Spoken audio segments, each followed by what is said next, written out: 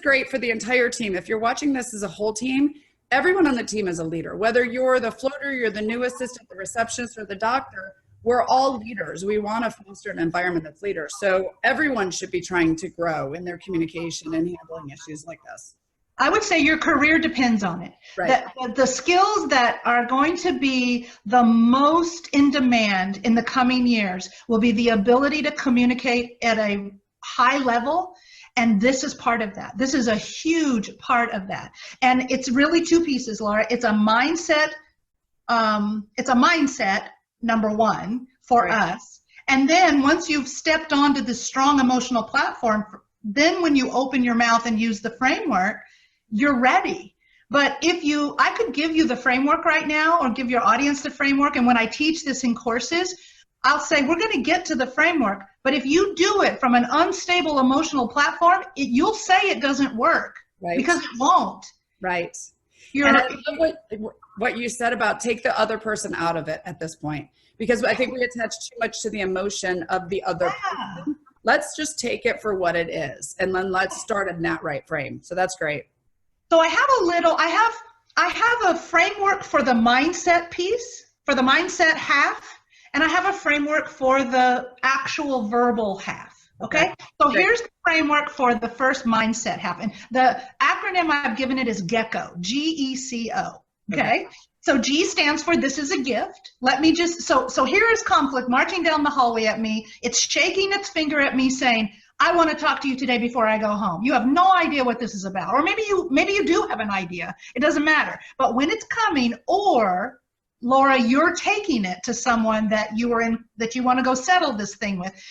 Whether you're taking it or you're receiving it, the same would be true. Inside, I go, oh, GECO, this is a gift. Let me open to the gift. This is a good thing, not a thing to avoid. Because when I step into it, I get to practice. Right. Number two, the E stands for I expect this to go well. In the sense that even if I don't get what I was hoping for, even if the person storms out and says I quit, or whatever happens, that I expect to walk away learning some really important things, what worked, what didn't. Right. I might make some decisions that will be very helpful for me in the future. And so I expect it to, but 9 times out of 10, once we start looking at these frameworks, we're going to do well. But go into it with the expectation that we're going to find a good resolution. It's highly likely we're going to. So I expect it to go well. And this is the C. Probably your listeners should put a star by the C, because the C stands for choice, or what we call at choice. That means we have to remember that all parties, myself and the other party, or a bunch of people, are always at choice, meaning nobody's a victim here. Even if they don't know it, even if they feel like a victim, we're going to know it for them. Because truthfully, Laura, nobody puts a gun to anybody's head and says, put those keys in that car and you drive to that job every day. Right. Nobody. Right? So nobody puts a gun to my head and says, you have to keep these people employed at Lionspeak. Nobody. I make that choice. So if they're frustrating me, whose fault is that? Right? Yeah. You're frustrated with your boss and manager beyond repair, and you still go and blame the boss? Yeah. How insane is that? Right. And you have total choice over how you react to things. Totally. You have complete choice over, is this going to be a good day or a bad day, or good conversation or bad conversation, or how we're going to get along today. You decide that. So I love that. Right.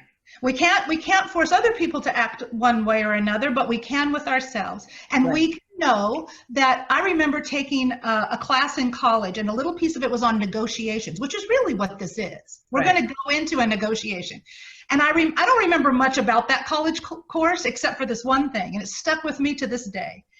I remember the instructor saying, if you enter into any negotiation without the full belief that you could walk away from that conversation empty-handed and be okay, you will be at a disadvantage from the beginning. Interesting. Right. Okay. So imagine if you apply that to conflict. If you say, if I don't get this, I lose. I lose big time. If that hygienist walks out the door and quits, I'll never find another hygienist like that, because there just aren't enough hygienists in my. If you go in, yeah, with that mindset, you're at a huge disadvantage to having the system work. Just remember, no one's a victim. We have choices, and I can walk away from this empty-handed and be okay. If you go in that way, you'll do much better.